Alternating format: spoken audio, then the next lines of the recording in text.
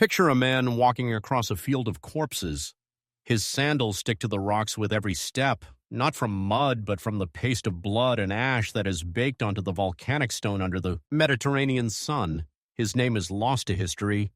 He is a Spartan officer, perhaps a junior commander, perhaps a man who simply drew the short straw. His red cloak, the phoenikis that every Spartan warrior wears into battle, is no longer red. It is black with soot, brown with dried blood, and torn in 3 places where Athenian arrows came close, enough to kiss the wool but not close enough to find the flesh beneath. He is not carrying a spear, he is not carrying a sword. In his right hand he holds a herald's staff, a branch wrapped in white wool, the universal symbol in the Greek world that means, I come to talk, not to fight. Do not kill me. A Spartan is carrying a herald's staff. Let that image sink into your skull like an iron nail. This is not how Spartans work. From the age of 7, every Spartan male is fed a single unshakable truth. Death is preferable to dishonor. You come home with your shield or you come home on it. There is no third option. There is no negotiation. There is no surrender. The word for surrender in the Spartan dialect is the same as the word for cowardice, and cowardice is punished not with death, that would be too merciful, but with a living death of social annihilation. A Spartan who surrenders loses everything: his citizenship, his property, his family's honor. His own mother will spit on him in the street. His children will be forbidden from marrying. He becomes a Trisantes, a trembler, a ghost who walks among the living but belongs to no one. And yet, here is this man, this officer, this product of the most brutal military education system the ancient world ever devised, walking toward the Athenian lines with a stick wrapped in wool, about to speak the word that no Spartan has ever spoken to an enemy. He is about to ask for terms. The Athenian soldiers watching him approach do not cheer. They do not jeer. They stand in stunned silence, their mouths hanging open like men who have just witnessed a statue bleed. Some of them have fought Spartans before. Some of them have lost brothers and fathers to Spartan spears at battles whose names are already becoming legends. They know what Spartans are. Spartans are the monsters under the bed. Spartans are the reason Athenian mothers tell their children to eat their vegetables and train hard. Spartans do not surrender. Spartans do not beg. But this one is about to. Freeze this moment. Hold it in your mind like a photograph dipped in acid. This single image, a Spartan officer walking through a charnel house to ask his enemies for mercy, represents the most catastrophic psychological earthquake in Greek military history. It is the moment the myth died. It is the moment the entire Greek world looked at Sparta and realized that the gods of war were just men, and men can be broken. This is the Battle of Sphacteria. You have never heard of it. That is intentional. History loves a beautiful corpse. History loves Leonidas at Thermopylae, the 300 Spartans who stood in that narrow pass and died to the last man rather than retreat. That story has everything: sacrifice, nobility, the slow-motion poetry of doomed men choosing death over dishonor. We have made movies about it. We have built statues. We have printed it on coffee mugs and motivational posters. Come and take them. Then we will fight in the shade. These phrases have become the vocabulary of masculine heroism across 3 millennia. But Sphacteria? Sphacteria is the ugly truth that Thermopylae's corpse was designed to hide. Thermopylae happened in 480 BC. Sphacteria happened in 425 BC, 55 years later. In that half-century, Sparta rode the legend of the 300 like a war chariot. Every diplomatic negotiation, every military confrontation, every alliance discussion began with the unspoken understanding: Spartans do not break, Spartans do not run. Spartans would rather chew off their own tongues than speak the word surrender. This reputation was worth more than 10,000 soldiers. It made enemies hesitate. It made allies confident. It made Sparta the undisputed hegemon of the Greek military world. Sphacteria burned that reputation to ash in a single afternoon. On a barren rock in the Ionian Sea, surrounded by Athenian ships, starving, dehydrated, bleeding from 100 arrow wounds, 292 Spartan warriors, including 120 full Spartiates, the elite of the elite, laid down their shields and walked into captivity. They chose life over death. They chose shame over glory. They chose to breathe, even if every breath for the rest of their existence would taste like humiliation. And the Greek world lost its mind. This is the story of how the myth shattered. This is the story of what happens when ideology meets reality on a waterless rock under a rain of arrows. This is not a tale of heroes. This is a tale of men, ordinary, terrified, starving men, who discovered that the training, the indoctrination, the lifetime of conditioning could not override the animal instinct to survive. This is Sphacteria, and it begins with a storm. The wind came from the southwest, a screaming bastard of a gale that turned the Ionian Sea into a washing machine of whitecaps and fury. The Athenian fleet, 40 triremes carrying over 8,000 sailors and marines, had been sailing north along the coast of the Peloponnese when the storm hit. The admiral, a man named Eurymedon, did what any sensible commander would do. He ordered the fleet to shelter in the nearest protected harbor. That harbor was Pylos. Pylos is a name that barely registers in most histories of the Peloponnesian War. It was a desolate headland on the western coast of Messenia, which was Spartan territory, or more accurately Spartan-occupied territory, the homeland of the Helots, us, the brutalized slave population that outnumbered their Spartan masters 7-1. Pylos had no strategic value. It had no port facilities. It had no freshwater springs. It was a finger of rocky land jutting into the sea, covered in scrub brush and goat droppings, notable only for its complete and utter worthlessness. But one man on that fleet looked at Pylos and saw something else. His name was Demosthenes. Not the famous orator that Demosthenes would not be born for another 60 years, but an Athenian general with a reputation for tactical brilliance married to strategic recklessness. Demosthenes had been disgraced 2 years earlier after a catastrophic defeat in Aetolia where his army had been ambushed and slaughtered by javelin-throwing tribesmen. He had been looking for redemption ever since, and as he stared at the rocky promontory of Pylos through the driving rain, he saw it. He saw a fortress. The geography of Pylos was peculiar. The headland formed one arm of a natural bay. Across the mouth of the bay lay a long, narrow island called Sphacteria, which acted like a breakwater, creating a protected anchorage. The channel between the mainland and the island was narrow enough to be controlled by a small force. If someone were to fortify Pylos, they would effectively be jamming a knife into the soft underbelly of the Spartan homeland.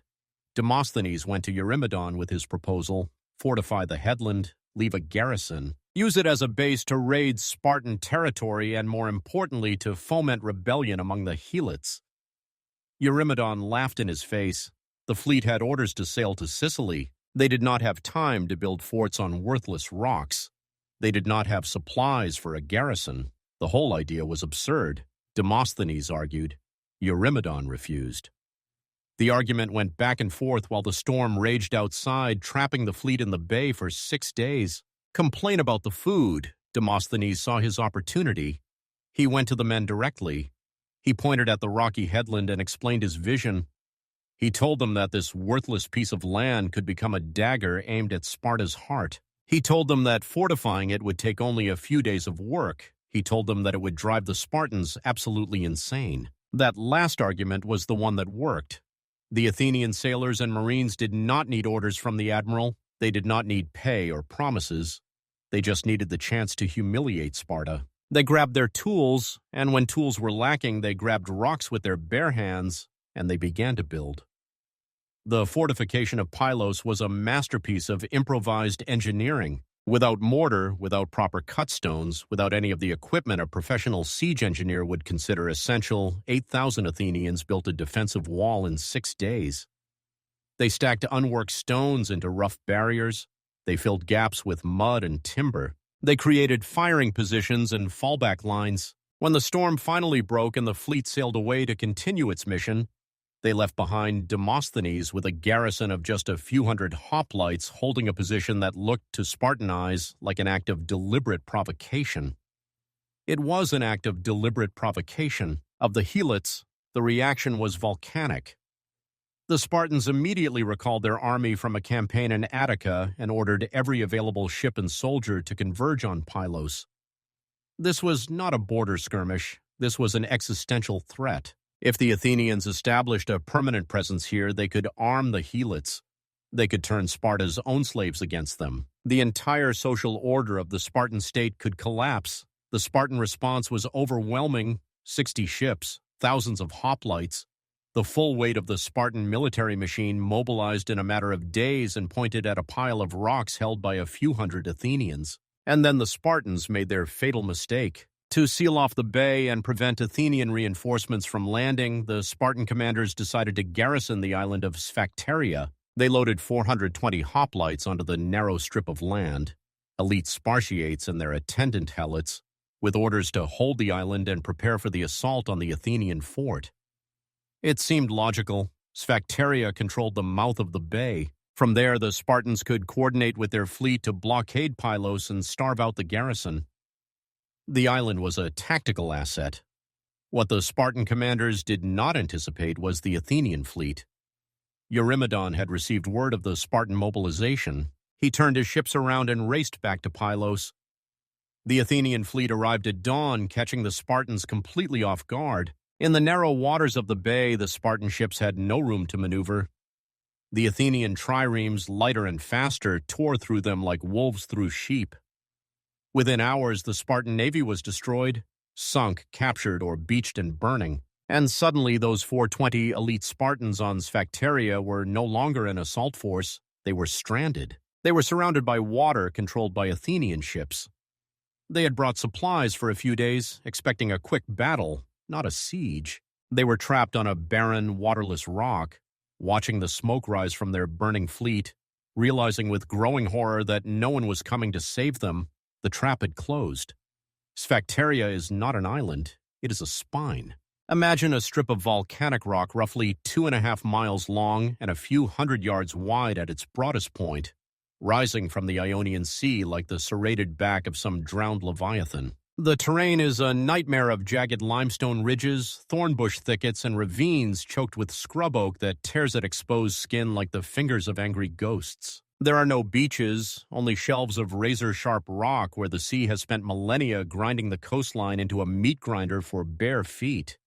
There are no springs, there are no streams, there is no fresh water of any kind. In the summer of 425 BC, this miserable strip of geological spite became home to 420 of the most elite soldiers the ancient world had ever produced. They had brought food for 3 days, perhaps 4. The Spartan commanders had assumed this would be a quick operation, land on the island, coordinate with the fleet, assault the Athenian fort at Pylos, slaughter the garrison, go home in time for dinner. No one had planned for a siege. No one had imagined that the Spartan navy, the navy that had contested Athenian supremacy for a generation, would be annihilated in a single morning. No one had considered the possibility that 420 Spartiates might find themselves marooned on a waterless rock with nothing but their armor, their weapons, and the growing certainty that they had been fed into a trap from which there was no escape. The first 3 days were uncomfortable. The next 3 were miserable. By the end of the first week, the mathematics of slow death had begun their inexorable calculation.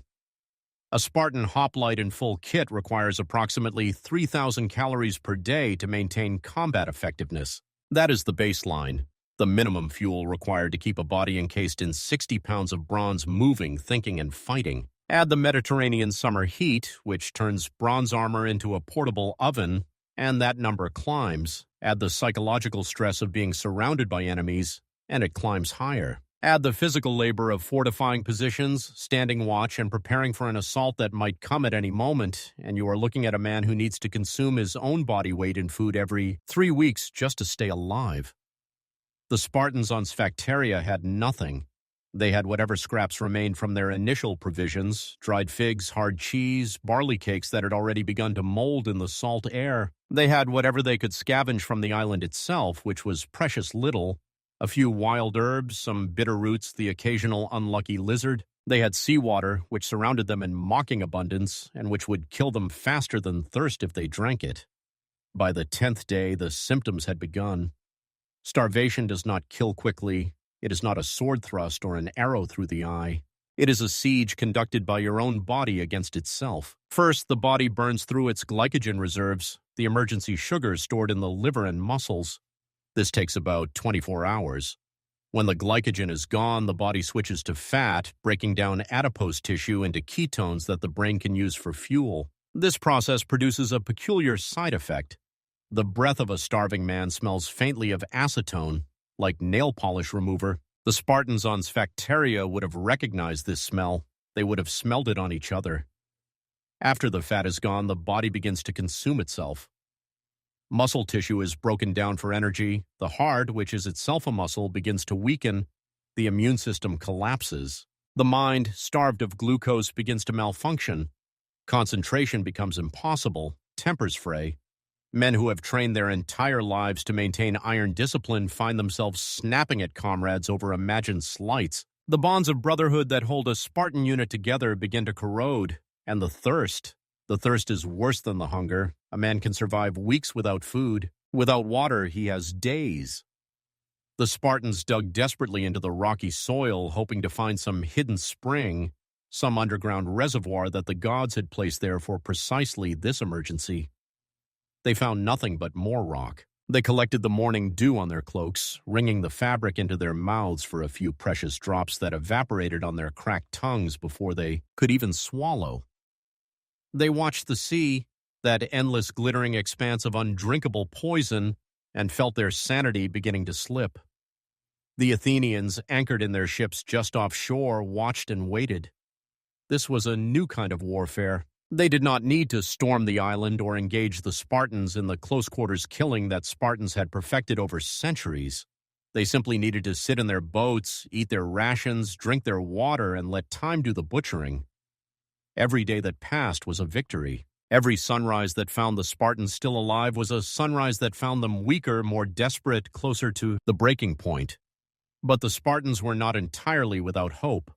Across the narrow channel on the mainland, the Spartan army was still camped around Pylos. The assault on the Athenian fort had failed. Demosthenes had held his improvised walls with a ferocity that surprised everyone, but the Spartans had not retreated. They were waiting for reinforcements. They were waiting for a chance to break the Athenian blockade, and in the meantime they were trying to feed their stranded comrades. The Spartan high command issued a proclamation. Any helot who successfully smuggled food to the men on Sphacteria would be granted his freedom and awarded full Spartan citizenship. It was an extraordinary offer. Helots were slaves, the property of the Spartan state, bound to the land like medieval serfs and subject to ritual humiliation and murder as a matter of state policy. The promise of freedom and citizenship was worth more than gold. Helots began to volunteer. They filled animal bladders and watertight skins with grain, honey, and wine. They lashed these containers to crude rafts or simply tied them to their bodies. They waited for moonless nights when the Athenian patrols would be half blind, and then they slipped into the black water and began to swim. Some of them made it. They dragged their precious cargo onto the rocks of Sphacteria, delivered their supplies to men who wept with gratitude, and then some back to claim their reward. These successful runners became heroes, slaves who had earned their humanity through courage and salt water. Most of them did not make it. The Athenians were not fools. They knew the Spartans would try to resupply the island. They stationed patrol boats in the channel with orders to intercept anything that moved. They offered bounties for captured runners. They lit fires on their ships to illuminate the water at night. The channel between Sphacteria and the mainland became a killing ground. Helots were dragged from the water and executed on the decks of Athenian triremes. Their bodies were thrown back into the sea as a warning. The supplies they carried, the grain that might have kept a Spartan alive for another week, were confiscated and consumed by Athenian sailors who laughed as they ate. The trickle of food reaching Sphacteria was enough to keep the Spartans alive. It was not enough to keep them strong. Day by day, arrow by arrow, mouthful by mouthful, the mathematics of slow death continued their calculation. And in Athens, the politicians were beginning to argue. The Pnyx is a hill in Athens where democracy goes to scream at itself. It is an open-air amphitheater carved into the slopes west of the Acropolis, capable of holding 6,000 citizens, the quorum required for the assembly to conduct official business. On any given meeting day, the Pnyx is a cauldron of noise. Farmers arguing with merchants, aristocrats sneering at commoners, demagogues whipping the crowd into frenzies of enthusiasm or fury. This is where Athens makes its decisions. This is where wars are declared and generals are elected. This is where careers are made and destroyed in the span of a single afternoon.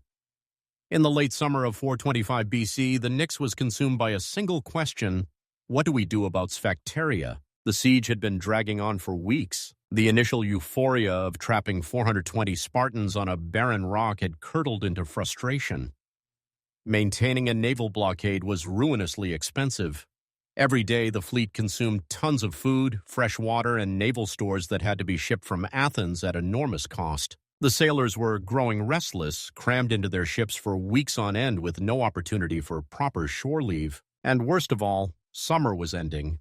The Ionian Sea in winter is a murderer.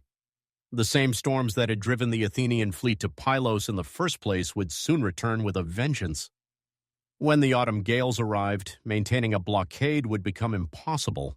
The ships would have to withdraw to safe harbors. They explained the logistical difficulties. They warned about the weather. They suggested that perhaps it might be wise to negotiate with Sparta, to trade the trapped soldiers for concessions, to turn this siege into a diplomatic victory, rather than risk everything on an increasingly uncertain military gamble.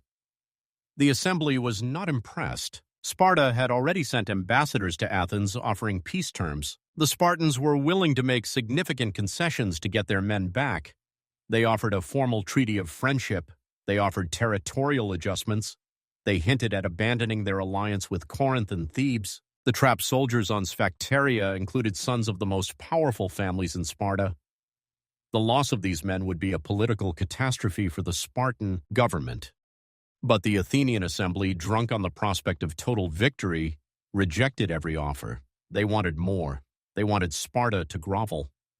They wanted concessions so extreme that the Spartan ambassadors walked out of negotiations in disgust. And now, with winter approaching and the siege stalling, the same assembly that had demanded total victory was beginning to panic. This is when Cleon stood up. Cleon, son of Cleinidas, was a tanner's son, a man of common birth who had clawed his way to political prominence through sheer force of personality.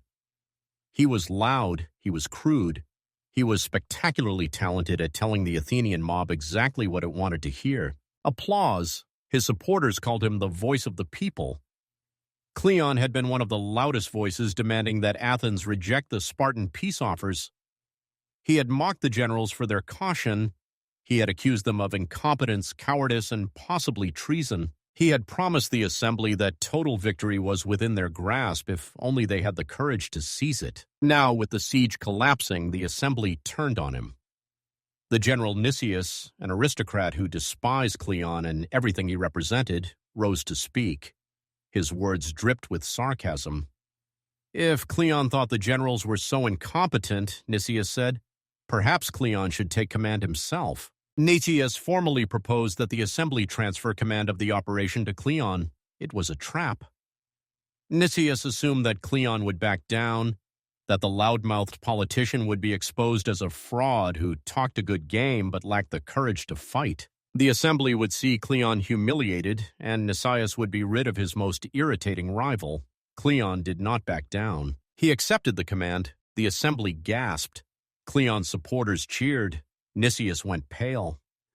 In a matter of minutes, the political calculus of Athens had shifted. A man with no military experience, a man who had never commanded troops in battle, had just been given control of the most important military operation of the war. But Cleon was not entirely a fool. He knew he could not win this fight alone. He knew that if he sailed to Pylos and failed, his career, and possibly his life, would be over. So he attached a condition to his acceptance. He demanded that Demosthenes, the general who had built the fort at Pylos, be assigned as his co-commander. Demosthenes knew the terrain. Demosthenes had already proven he could hold the position against Spartan assault. Demosthenes would do the actual fighting. Cleon would take the credit. The assembly agreed. Cleon was given a force of light-armed troops, archers, slingers, and peltasts recruited from Athens's allied territories and ordered to sail for Pylos immediately. Before he left, he made one final extraordinary promise. He told the assembly that within 20 days he would either bring the Spartans to Athens as prisoners or kill them on the island. 20 days. It was an absurd boast. It was the kind of promise that only a man with no understanding of warfare would make. The assembly laughed, some with mockery, some with nervous hope. The generals shook their heads. The smart money said Cleon would be dead within a month, his body floating in the Ionian Sea, his political career a cautionary tale about the dangers of ambition outrunning ability. But Cleon had one advantage that no one in Athens appreciated. While he had been screaming on the Knicks while the politicians had been arguing about strategy and logistics, something had happened at Pylos that changed everything. A cooking fire had gotten out of control, and the island of Sphacteria had burned. The fire began with breakfast. An Athenian marine, name lost to history, was cooking his morning meal on one of the rocky outcrops overlooking Sphacteria. The summer had been brutal. Weeks of relentless heat had baked the island's vegetation into kindling. The scrub brush that covered Sphacteria's slopes was no longer green. It was brown. It was brittle.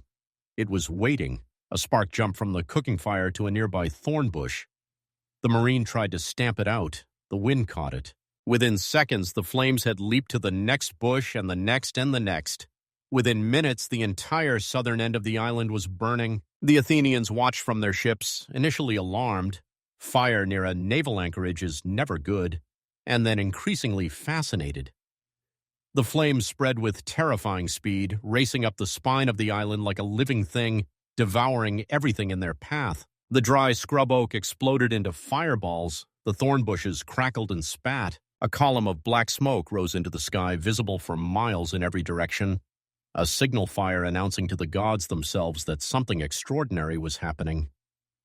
On the island, the Spartans ran. They had no choice. The fire was moving faster than a man could walk, and the terrain, those jagged ravines and boulder fields that had provided such excellent defensive positions, now became death traps.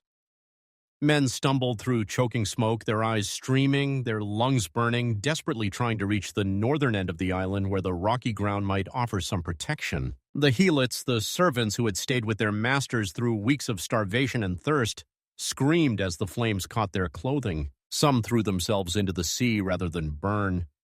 The water that had been their prison became their only salvation. The fire burned for hours. When it finally exhausted itself, when there was nothing left to consume, Sphacteria had been transformed. Aros was gone. In its place was a moonscape of ash and charred stumps, a gray wasteland where nothing lived and nothing grew. The smoke hung in the air like a funeral shroud, stinging the eyes and coating the tongue with the taste of destruction. His light troops, the archers and slingers who were his primary weapon, needed clear lines of sight to be effective. In the tangled scrub of Sphacteria, they would be useless. The Spartans would ambush them in the thickets, cut them down in the ravines, turn every bush and boulder into a killing ground. The fire had solved his problem. Through the clearing smoke, Demosthenes could see everything. He could see the Spartan positions on the northern heights. He could see the improvised fortifications they had constructed from piled stones. He could see the individual figures moving among the ruins, tiny shapes in ash-covered armor trying to reorganize their defenses on ground that no longer offered any cover. The Spartans were naked. Not literally, they still wore their bronze and their red cloaks, but tactically, strategically, psychologically naked. Every advantage they had built over 6 weeks of siege had burned away in an afternoon. They could no longer hide. They could no longer ambush. They could no longer use the terrain to neutralize the Athenian numerical advantage. They were exposed on a barren rock, and Demosthenes had 2,000 missile troops who were about to turn that rock into an abattoir. Demosthenes began giving orders. The assault would come at dawn. The landing force would hit the beach at the southern tip of the island, where the fire had started, where the Spartan defensive positions were weakest. The first wave would be 800 Athenian hoplites, heavy infantry who could hold the beachhead against any Spartan counterattack. Behind them would come the real killing force, archers from Crete, slingers from Rhodes, peltasts from Thrace. These light troops would fan out across the burned landscape and begin the systematic extermination of the Spartan garrison. The plan was simple. The plan was brutal. The plan relied on a single revolutionary insight that would change Greek warfare forever. They had no cover. They had nothing but their training, their weapons, and the certain knowledge that tomorrow they would face a battle unlike anything their ancestors had ever experienced. They would face a battle they had not been built to win. The ash settled on their shoulders like gray snow. The stars wheeled overhead, indifferent to the fate of mortals. And somewhere on the mainland, in the Spartan camp at Pylos, commanders who had no way to reach the island, no way to reinforce their stranded brothers, prayed to gods who had stopped listening. Dawn was coming, and with it, the future of warfare. The Athenians came out of the darkness like ghosts rising from the sea. It was the hour before dawn, that gray half-light when the world holds its breath and even the waves seem to whisper. Demosthenes had timed the assault perfectly. The moon had set 2 hours earlier. The Spartan sentries, exhausted from weeks of deprivation and the chaos of the previous day's fire, were at their lowest ebb of alertness. The Athenian triremes, their oars muffled with rags, slid through the water with the silence of sharks. The first wave consisted of 800 hoplites crammed into transport boats. These were not the elite of Athens. Those men were needed to hold the main fleet, but they were good enough. Farmers and craftsmen who had trained for war since adolescence. Men who knew how to hold a line and die in place if necessary. Their job was simple: get on the beach, form a phalanx, and hold long enough for the killing force to land behind them. The boats ground onto the rocks of Sphacteria's southern shore with a sound like bones breaking. The Spartans were waiting. Even starving, even dehydrated, even half-mad from weeks of siege, the Spartans had not forgotten how to fight. A garrison of 30 men had been stationed at the southern landing zone. A skeleton force, all that could be spared from the main defensive position in the north, and they met the Athenians at the waterline with a fury that belonged in legend. The first Athenians over the gunwales died before their feet touched stone. Spartan spears punched through shields, through armor, through the soft flesh beneath. Bodies tumbled into the surf, turning the water pink, then red, then brown with churned sand and blood. The second wave of Athenians climbed over the corpses of the first and threw themselves at the Spartan line. They died too. The third wave pushed forward, trampling their own dead, screaming battle cries that were half courage and half terror. For 10 minutes, the landing teetered on the edge of catastrophe.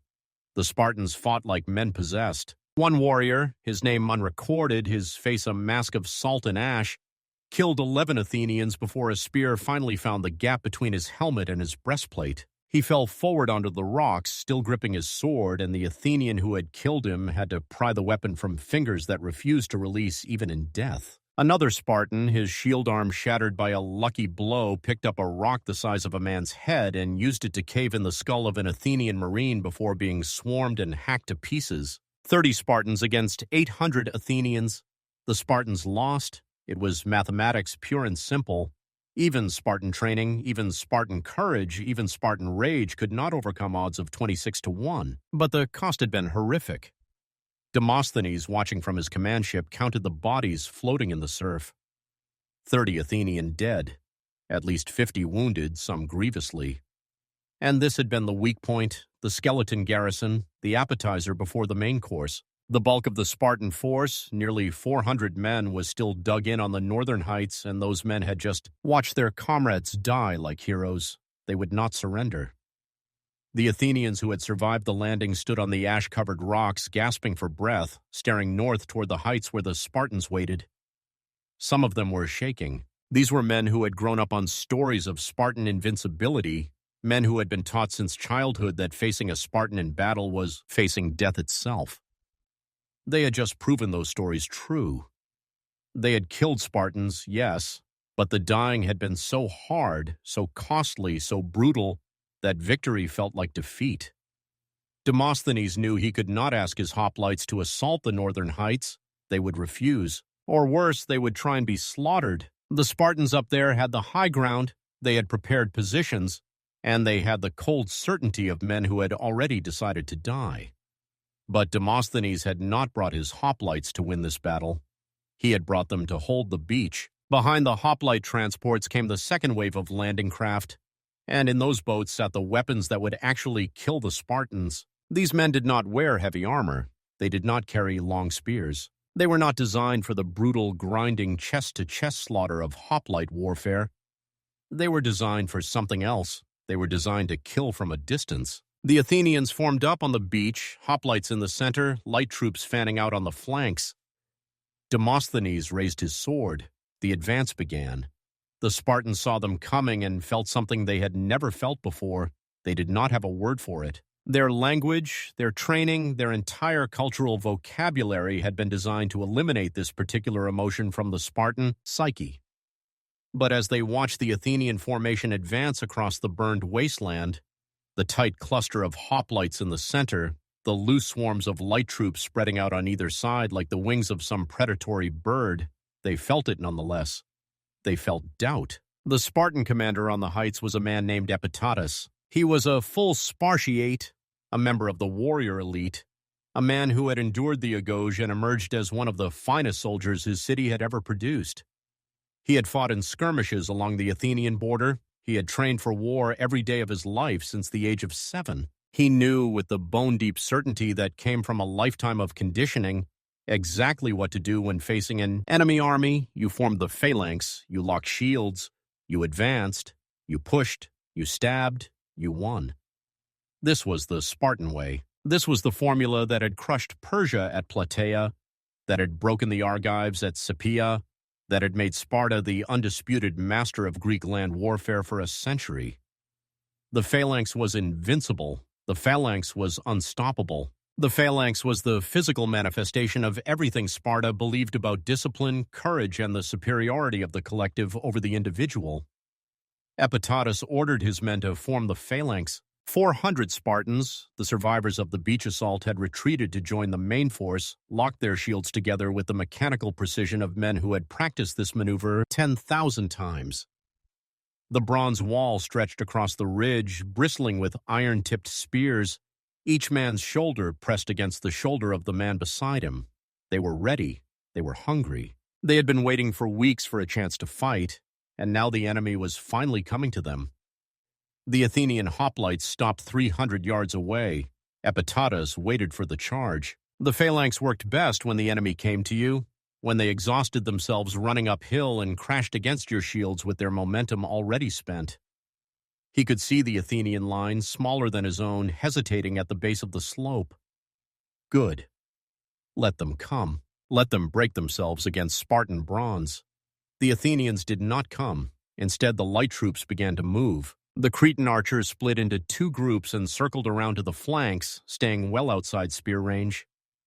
The Rhodian slingers spread out in a loose crescent, each man keeping 10 feet of space between himself and his neighbor. The Thracian peltasts, wild-looking men with foxskin caps and javelins clutched in both hands, loped forward to the edge of effective throwing range and stopped. For a moment, everything was still. Then the sky turned black.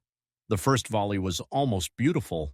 Hundreds of arrows and lead bullets and iron-tipped javelins rose into the morning air, hung for a heartbeat at the apex of their arc, and then fell like rain onto the Spartan line. The sound was indescribable, a hissing, whistling, clattering symphony of death that drowned out the war cries and the screaming and the thunder of blood in every man's ears. The Spartans raised their shields. Their shields were designed to stop spears and swords, to deflect the blows of men fighting at arm's length. They were not designed for this. Lid-sling bullets punched through the bronze facing and buried themselves in the wooden backing. Arrows found the gaps between shields, the unprotected calves, the exposed throats of men who raised their heads to see what was happening. Javelins, thrown with the full force of a running man's momentum, slammed into the phalanx with enough impact to knock soldiers off their feet. Men began to die, not quickly, not cleanly. He fell screaming, and before anyone could drag him to safety, 2 more arrows found him, one in the chest, one in the groin. His screams became whimpers, then silence. Epitatus gave the only order that made sense. Advance! The phalanx lurched forward, 400 men moving as one, their spears leveled, their shields locked, ready to close the distance and slaughter these cowardly skirmishers who refused to fight like men. They had trained for this. They had dreamed of this. This was the moment when Spartan discipline would triumph over Athenian tricks. The light troops ran away. They did not stand and fight. They did not even pretend to stand and fight. The moment the Spartans began to move, the archers and slingers and peltasts turned and sprinted backward, maintaining their distance with the practiced ease of men who had done this 1,000 times before. They were faster than the Spartans. Of course they were faster. They were not carrying 60 pounds of bronze armor. They were not locked into a formation that moved at the speed of its slowest member. The Spartans pursued for 50 yards, then 100, then 200. Javelins kept falling. Epitatus called a halt. His men were gasping. The combination of armor, heat, exhaustion, and weeks of starvation had turned a simple advance into an ordeal. They stood on the burned slope, chests heaving, and watched the Athenian skirmishers stop their retreat, turn around, and resume their bombardment. More men died. The Spartans tried again. They charged. The Spartans had been built for a world where courage mattered, where strength mattered, where the willingness to stand and die determined who won and who lost. That world was dying on the slopes of Sphacteria, bleeding out from 1,000 small wounds, killed not by heroes but by mathematics. The light troops did not need to be brave. They did not need to be strong. They just needed to keep moving and keep shooting. And the Spartans, trapped in their bronze shells, trained for a battle that would never come, began to understand that they were already dead. By midday, the phalanx had ceased to exist. It did not break in the traditional sense. There was no rout, no moment when the Spartans threw down their shields and ran. Spartans did not run. But the formation that had begun the morning as a cohesive wall of 400 men had been ground down, eroded, dissolved by the relentless mathematics of asymmetric warfare. Men fell and could not be replaced. Gaps opened and could not be closed. The tight ranks that gave the phalanx its strength loosened, stretched, tenni, anioi, Dutch, and finally fragmented into clusters of desperate survivors fighting their own isolated battles against an enemy that refused to close. Epitatus was dead. A Cretan arrow had found his throat during the third charge. He had fallen forward onto his face, choking on his own blood, and by the time his attendants dragged him behind the line, he was gone. Command passed to his second, a Spartiate named Hippogretus, who surveyed the carnage and made the only decision that offered any hope of survival: retreat to the old fort. At the northern tip of Sphacteria stood the ruins of an ancient fortification, walls of unmortared stone, half-collapsed, barely taller than a man, but walls nonetheless. It was the only defensible position left on the island. If the Spartans could reach it, if they could barricade themselves inside, they might be able to hold until nightfall. And if they could hold until nightfall, perhaps the gods would send a miracle. Perhaps the Spartan fleet would break through. Perhaps reinforcements would arrive. Perhaps something, anything, would save them from this slow-motion massacre. The retreat began. It was not a rout. Even now, even dying, the Spartans maintained their discipline. They moved backward in groups, each cluster covering the others, shields raised against the endless rain of missiles. The wounded who could walk were supported by their comrades. The wounded who could not walk were carried. The dead were left where they fell. There was no time for funeral rites, no opportunity to recover the bodies of brothers and sons and fathers. The ash-covered rocks of Sphacteria became a graveyard without graves, a memorial written in blood and bronze. The Athenian light troops followed like wolves trailing a wounded deer. They did not press too close. They had learned in the morning's fighting that a Spartan who could reach you with his spear was still capable of killing you. A young peltast from Thrace had discovered this the hard way when he ventured within sword range of a wounded Spartiate who had fallen behind the main group. The Spartan, both legs broken by sling bullets, had propped himself against a boulder and waited. When the Thracian came close enough to finish him off, the Spartan lunged forward with his last strength and buried his xiphus in the young man's belly. They died together, tangled in each other's arms, the Spartan's face frozen in a rictus of satisfied hatred. After that, the light troops kept their distance, but distance was all they needed. The retreat that should have taken 15 minutes took over an hour. Every 100 yards cost the Spartans another handful of men. The ash underfoot became slick with blood, the air filled with the moans of the dying and the constant maddening hiss of incoming missiles. Hippogretus took a sling bullet to the shoulder as they crossed the final ridge. The impact spun him around and dropped him to his knees. His attendant, a helot named Gilon who had served the family for 3 generations, caught him before he could fall face first into the ash. The bullet had not penetrated the bronze. Hippogretus was wearing his grandfather's armor, old but well made. But the force of the impact had shattered his collarbone. His right arm hung useless at his side. "Keep moving," Hippogretus said through gritted teeth. "Get the men inside." Gilon helped his master to his feet and half-carried him toward the ancient walls. Behind them, the survivors of the Spartan garrison stumbled through the ruins of the gate, if you could call it a gate, a gap in the stones where a wooden door had rotted away centuries ago and collapsed against the interior walls. Someone counted heads. 292 men remained. They had died not in glorious combat, but in a new kind of war they had not been built to fight. The survivors looked at each other with eyes that had seen too much. Some of them were wounded, bleeding from gashes and punctures that would fester and kill them within days if they were not treated. Some of them were uninjured, but so exhausted, so dehydrated, so hollowed out by weeks of starvation and hours of desperate fighting that they could barely lift their shields. One young Spartiate, he could not have been more than 20, still carrying the scars of his final Agoge trials, sat with his back against the wall and wept silently, tears cutting channels through the ash on his cheeks. No one mocked him. No one called him a coward. The others simply looked away and let him grieve. Outside the walls, the Athenians regrouped. Demosthenes surveyed the ancient fortification and calculated his options. He could assault the walls. They were low enough to climb, crumbling enough to breach. But that would mean close combat with Spartans in a confined space. Even weakened, even outnumbered, the men inside those walls were still Spartans.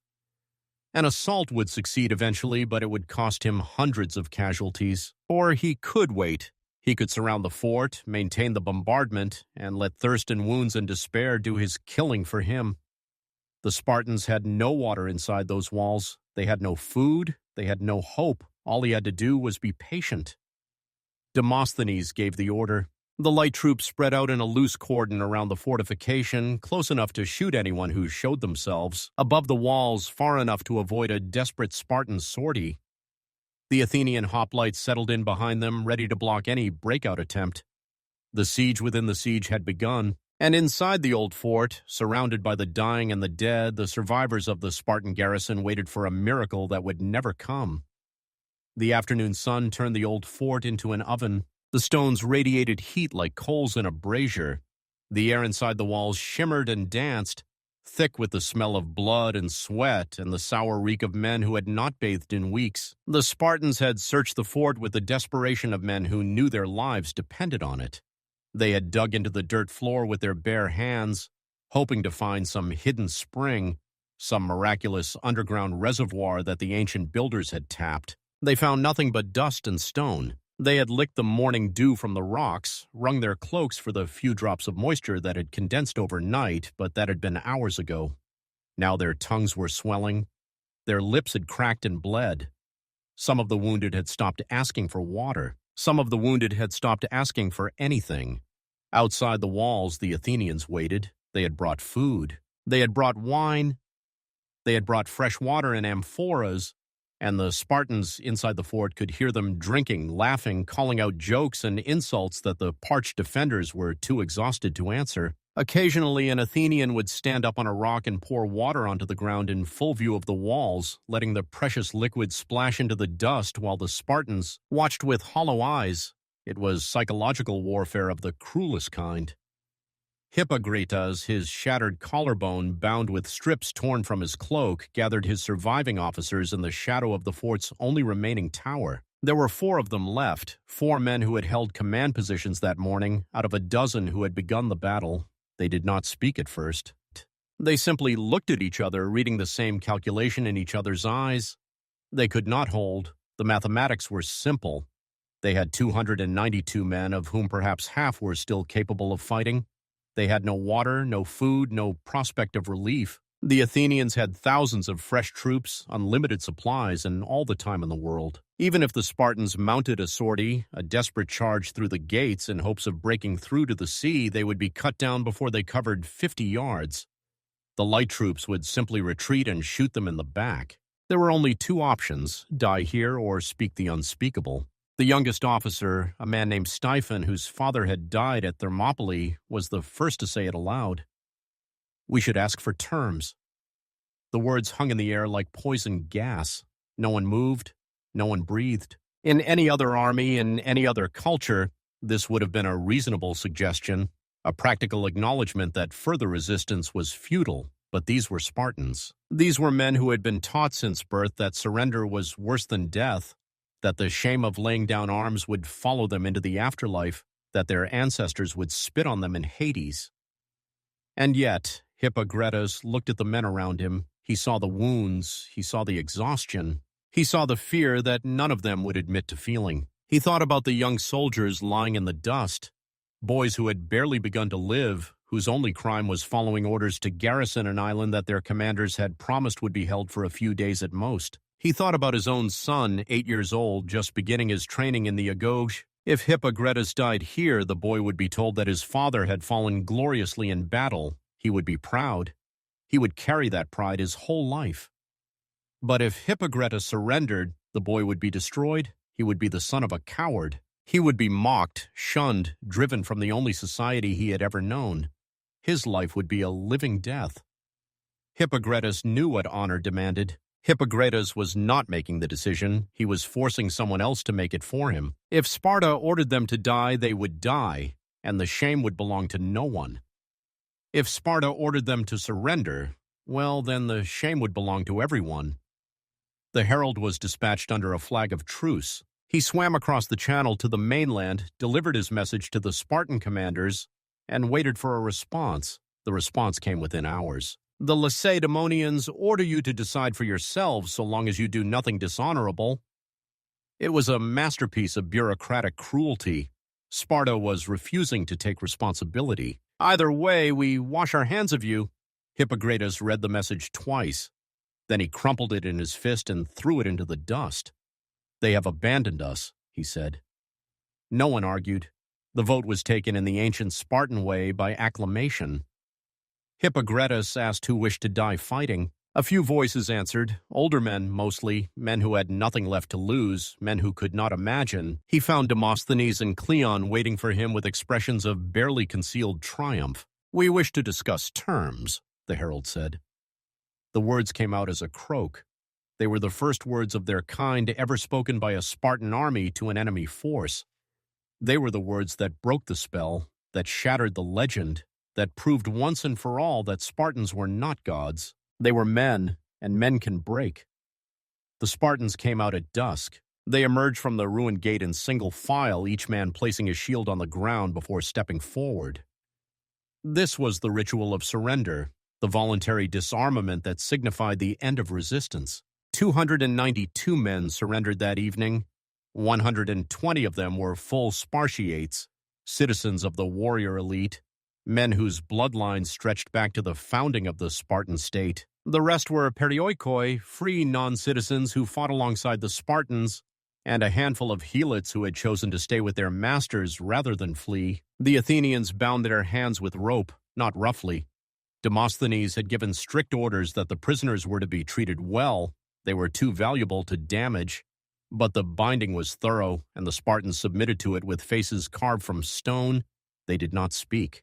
They did not meet the eyes of their captors. They simply stood in their ragged lines and let the ropes be tied around wrists that had held spears and swords and the fate of Greek civilization. Cleon was ecstatic. He strutted among the prisoners like a rooster in a henhouse, pointing out the Spartiates to his attendants, counting them like a miser counting coins. This was his triumph. This was the vindication of every boast, every promise, every wild claim he had made on the floor of the Athenian assembly.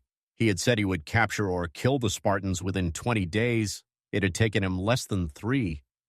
The prisoners were loaded onto ships and transported to Athens. The voyage took 4 days. The Spartans spent it in the holds, packed together like cargo, given water and bread but little else. Some of them died during the journey. Wounds that had seemed survivable in the heat of battle turned septic in the damp darkness of the ship's belly. Their bodies were thrown overboard without ceremony. The sharks that followed the fleet ate well. When the ships entered the harbor of Piraeus, the port of Athens, the entire city came out to watch. They lined the docks. They climbed onto rooftops. They hung from windows and walls, craning their necks to catch a glimpse of the impossible. Spartan prisoners. Real Spartans in chains being marched off Athenian warships like common slaves. Mothers lifted their children onto their shoulders so they could see. Old men who had fought at Marathon wept openly, unable to believe what their eyes were telling them. The prisoners were paraded through the streets. It was not a triumph in the Roman sense. The Greeks did not have that tradition, but it served the same purpose. The Spartans were marched from Piraeus to Athens, a distance of several miles, surrounded by crowds that jeered and spat and threw rotten vegetables. Some Athenians simply stared, too stunned for hostility. These were the men who had haunted their nightmares for generations. These were the unstoppable killers, the perfect soldiers, the warriors who would rather die than yield. And here they were, shuffling through the streets of Athens with their hands tied and their heads bowed. The political consequences were immediate and catastrophic. In Sparta, the government convened an emergency session. The ephors, the 5 elected magistrates who held supreme power, faced a crisis unlike anything in their city's history. The prisoners included sons of the most powerful families in Sparta. If Athens executed them, and Athens had every legal right to execute prisoners of war, the loss would be devastating. Entire bloodlines would be extinguished. The political balance of the Spartan state would be thrown into chaos. Sparta immediately sued for peace. The Athenians rejected the first offer. They rejected the second. They rejected the third. They held the prisoners as hostages, dangling them before Sparta like a butcher dangling meat before a starving dog. For years afterward, Athenian foreign policy was shaped by a single brutal fact: we have your sons, and we will kill them if you misbehave. But the deepest wound was not political, it was psychological. The legend of Spartan invincibility had been the foundation of Sparta's power for over a century. Other Greek states feared Sparta not because of the size of its army. Sparta's citizen population was tiny compared to Athens or Thebes, but because of the belief that Spartans could not be beaten. That belief was now dead. It had died on a barren rock in the Ionian Sea, killed by Cretan archers and Rhodian slingers and Thracian peltasts. The story spread across the Greek world like wildfire. In every city, in every tavern, in every gymnasium where young men trained for war, people asked the same question: if Spartans could surrender, what did that mean for the rest of us? What did that mean for the stories we told ourselves about courage and honor and the nobility of death? A Spartan ambassador visiting Athens some months later was confronted by an Athenian who asked him a mocking question. Were the Spartans who died on Sphacteria the brave ones? The Athenian sneered. The implication was clear: the men who surrendered were cowards, and only the dead had upheld Spartan honor. The ambassador's response has echoed through history. The arrow, he said, would be worth a great deal if it could pick out the brave men from the cowards. It was the perfect answer, a rejection of the Athenians' premise, a reminder that death in battle was random, not a judgment on a man's character, but it was also an admission. The ambassador was acknowledging that Spartans had surrendered. He was not denying it, not excusing it, not claiming that the survivors had somehow been tricked or coerced. He was simply stating a fact that every Greek already knew. Spartans were men, and men could break. The age of heroic myth was over. The age of industrial warfare had begun, and on the burned slopes of Sphacteria, beneath a rain of arrows that did not care about honor or glory or the legends of Thermopylae, the greatest military reputation in the ancient world had been ground into ash. The 300 at Thermopylae died and became immortal. The 292 at Sphacteria lived and became a warning. History remembers the beautiful corpse. History forgets the ugly truth, but the truth is still the truth, and it changes everything.